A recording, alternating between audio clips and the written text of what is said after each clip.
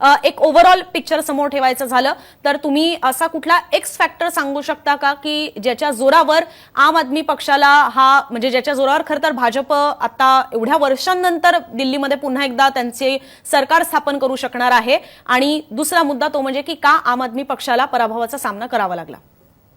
माझ्या मते सगळ्यात महत्वाचा फॅक्टर हा आहे त्याच्यामध्ये अनुजा, की आम आदमी पक्ष ज्या परिस्थितीमध्ये स्थापन झाला आणि त्याच्या मागे एका आंदोलनाचं कारण होतं हे आपल्या सगळ्यांना माहितीच आहे आणि आपल्या प्रेक्षकांनाही माहिती आहे.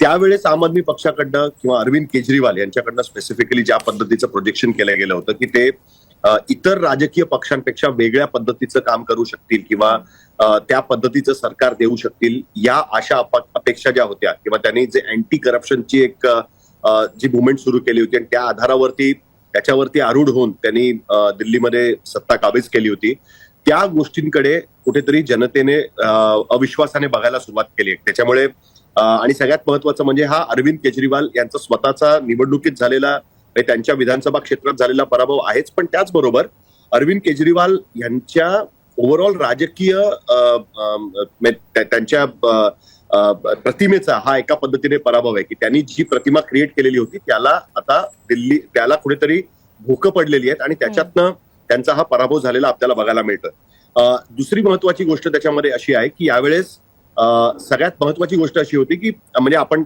आपच्या सरकारकडे 2 टर्म्स मध्ये बघितलं पाहिजे. 2015 मध्ये त्यांना पूर्ण बहुमत मिळालं, 67 जागा मिळाल्या. 2020 मध्येही त्यांना पूर्ण बहुमत मिळालं, 63 जागा मिळाल्या.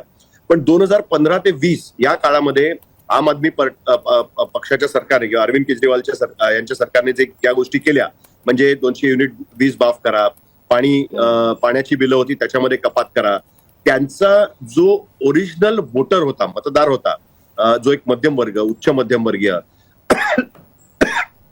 त्याच्या पलीकडे जाऊन त्यांनी दिल्लीतल्या म्हणजे दिल्लीमध्ये आउटर दिल्ली म्हणतात त्याला, की जे उत्तर प्रदेश किंवा हरियाणा बॉर्डरचे सगळे भाग आहेत त्याला आउटर दिल्ली म्हणतात. आणि त्याच्यामधला जो अनधिकृत वस्त्यांमध्ये राहणारा, जसं आपल्याकडे मुंबईमध्ये झोपडपट्ट्यांमधला जो एक रहिवासी असतो त्या पद्धतीचा जो मतदार होता, ज्याला पूर्वांचली, त्यात बरेच जण उत्तर प्रदेश, बिहार किंवा या सगळ्या भागातून आलेले तिकडचे मतदार आहेत, तर त्या मतदारांसाठी म्हणून त्यांनी ज्या गोष्टी केल्या त्याच्यामुळे तो मतदार पूर्णपणे त्यांच्या बरोबर आकृष्ट झालेला होता.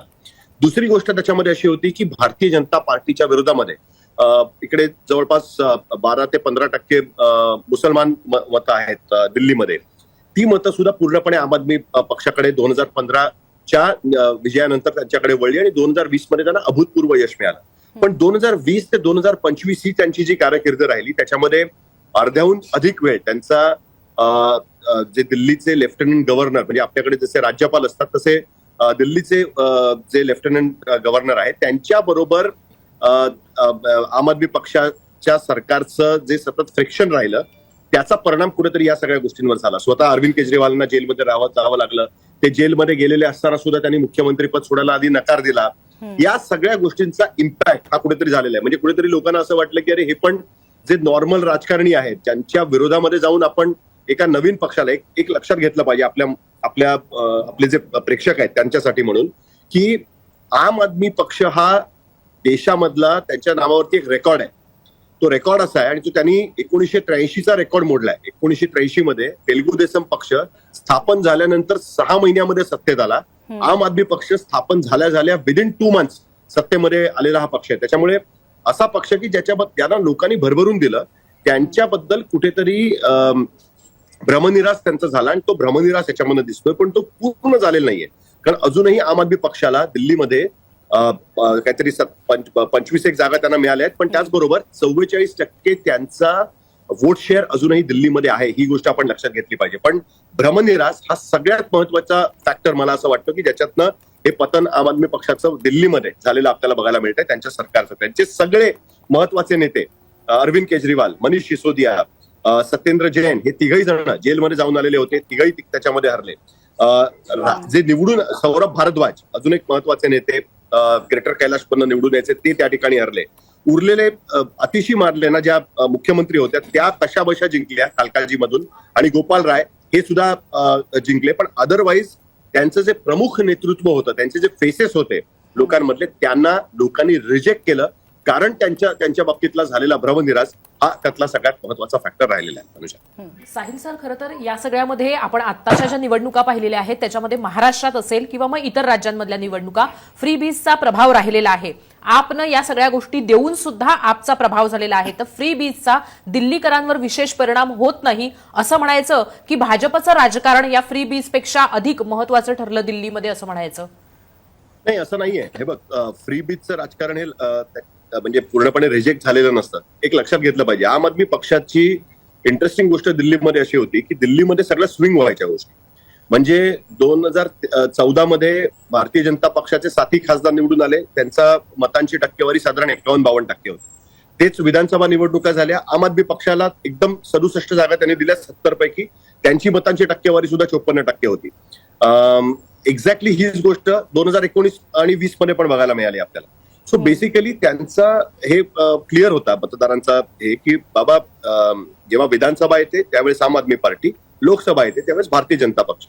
याचा अर्थ काय, तर आम आदमी पक्षाचे जे मतदार आहेत त्याच्यामध्ये काँग्रेसकडनं आम आदमी पक्षाने खेचलेले मतदार आणि फ्लोटिंग मतदार की ज्यांची आयडियोलॉजी अशी स्पेसिफिक नाहीये, पण सरकारच्या दृष्टीने किंवा त्यांचा आवडता नेता या दृष्टीने ते लोकसभेच्या वेळेस मोदी आणि विधानसभेच्या वेळेस अरविंद केजरीवाल यांच्याकडे बघायचा. आणि तो बहुतांश मतदार जो होता तो हिंदू बहुल भागांमधनं होता, किंवा तो ज्याचा मी मगाशी उल्लेख केला, जे पूर्वांचली मतदार ज्याला म्हणतात, किंवा जे अशा झोपडपट्ट्यांमध्ये राहणारे मतदार होते ते त्या पद्धतीचं त्याच्यामध्ये होतं.